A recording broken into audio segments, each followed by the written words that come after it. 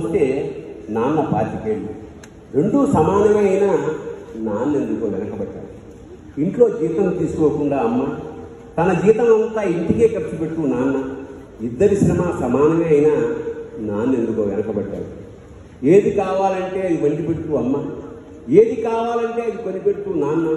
ఇద్దరి ప్రేమ సమానమే అయినా అమ్మకొచ్చిన పేరు ముందు నాన్న ఎందుకో బాగా వెనకబడ్డాడు.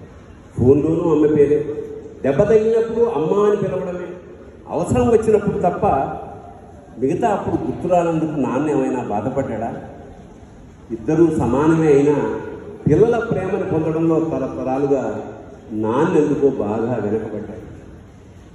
అమ్మకి మాకు బిరువా నిండా రంగురంగుల చీరలు బట్టలు, నాన్న బట్టలకి దండెం కూడా నిండదు. తనను తాను పట్టించుకోవడం రాని నాన్న ఎందుకో మాకు కూడా పట్టనంత వెనకబడ్డాడు. అమ్మకి అన్నో కొన్నో బంగారు నగలు, నాన్నకి బంగారు అనుకున్న పట్టుపంచ ఒకటే. కుటుంబం కోసం ఎంత చేసినా తగినంత గుర్తింపు తెచ్చుకోవడంలో నాన్న ఎందుకో వెనకబడ్డాడు. వయసు మళ్ళాక అమ్మ అయితే ఇంట్లో పనికొస్తుంది. నాన్న ఎందుకు పనికిరాడని మేము తీర్మానం చేసుకున్నప్పుడు కూడా వెనకబడింది నాన్నే. నాన్న ఇలా వెనకబడ్డానికి కారణం ఆయన అందరికీ వెన్నెముక కావడమే. వెన్నెముక ఉండగట్టే కదా దన్నుగా నిలబడగలుగుతున్నాం. ఇదేనేమో బహుశా నాన్న వెనకబడ్డానికి కారణం. Thank you.